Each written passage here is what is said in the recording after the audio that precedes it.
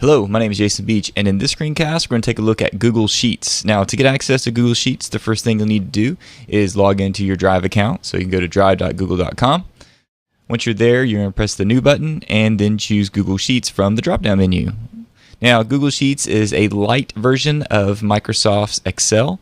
A lot of people are nervous when they start looking at Excel or spreadsheet programs because they think they're pretty intimidating. But as a matter of fact, for a teacher, spreadsheets are a great teaching tool that you can use in the classroom. What we're going to do today is we're going to go through the basic interface of spreadsheet and talk about what it has. And then in later videos, I'm going to show you some ways that you can input data and average data and play with data a little bit so that your students can actually see how things change over time. So let's go ahead and get started. As you can see here, by default, you have the ability to print, undo, redo. You also have the ability to change decimal places. You have the ability to change the font and, of course, font size. You've got the bold, italic, strike through, changing text color. These are all things that you're very accustomed to. Filling with color. Borders. This is something that a lot of people are not used to when they're working with spreadsheets. What borders will do is it'll actually fill in the borders of the cells that you have selected. Now, by default, if I were to print this off, it would be a blank sheet. There would be you wouldn't see the cells here that you can see here that are light gray. If I want those to show up, what I'll need to do is, of course, highlight the ones that I want to show, go to this option here, and then choose what part of the border that I want to appear. In this case, I want all of them to appear, so I'm going to press that function there. And if I were to print this off, you would see this actual grid like that. If I want to turn it off, I just press the button again, and it turns it off. So that's how you can use borders. Highlight it and then choose clear borders. You also have the ability to merge cells. Now this comes in handy when you're wanting to have a variety of information within a cell.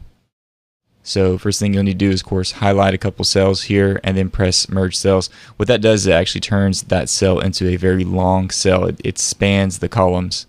And of course, if you want to undo that, you can always press the undo button.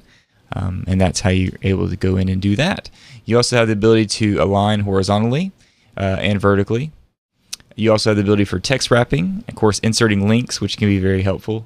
You also have the ability to add in insert comments and, of course, charts, which we'll get to in a little later, and filters. Now, filters, what filters are for, if you have information or data that you don't want your audience to see, you can actually filter it out so that your audience won't see that data.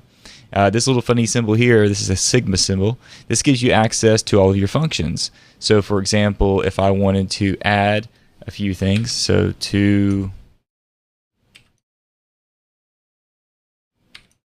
I wanted to add all those together, I can highlight those, go to my function and press sum, and it's going to use the predefined formula that's built in there. So this is what the formula looks like, equals sum, parentheses, A1, D1, and then if you hit just return, it's going to sum that total for you. And it's important that you look at this formula here, because this gives you a basic understanding of how you can write your own formulas. And just so you remember, all formulas begin with equals. So if I go back in here and I want to average that, see where it says equal average? I've got my parentheses there, and if I hit return, it will average those numbers.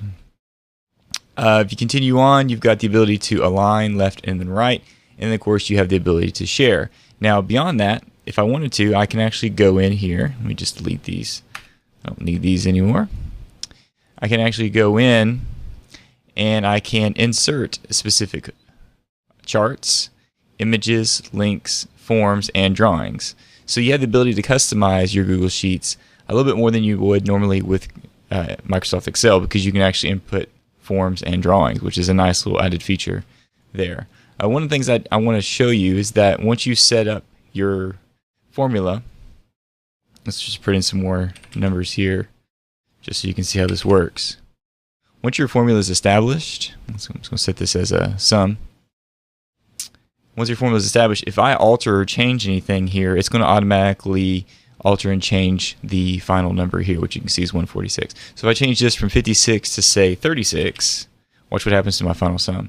It's going to drop down. So that's the beauty of using spreadsheet programs, is that you don't have to type all of the numbers into a calculator. It'll automatically, you can type them all in, and then you can hit one button. It's going to sum them all, and of course you can modify and change them as you go through. And that's the basic user interface of Google Spreadsheets.